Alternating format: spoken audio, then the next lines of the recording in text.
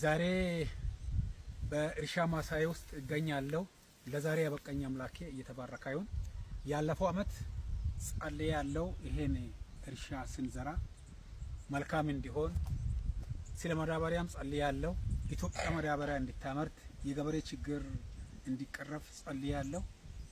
ደግሞ በአመቱ መጨረሻ የማዳበሪያ ፋብሪካ የውል ስምምነት እንደገቡ ግልጽ ነው። እግዚአብሔር እንግዲህ ይሄን አድርጓል። የጸሎታችን ፍሬ ነው። የእግዚአብሔር ስም ብሩክ ነው። ዘንድሮ ደግሞ እህሉ እንደዚህ በሚያምር አይነት ያያል፣ ያሸበሽባል። እህሎቹም ክብር ሁሉ ለእግዚአብሔር ይሁን።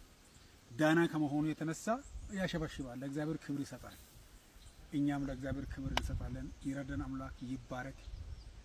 ጸሎታችንን የሰማ አምላክ ይባረክ። ስለዚህ እግዚአብሔር አምላካችን እጅግ ከፍ እናደርገዋለን። የእርሱ ስም የተባረከ ይሁን። አሳፍሮኝ ለማያውቅ ለኔ ንጉስ ምስጋናና ውዳሴ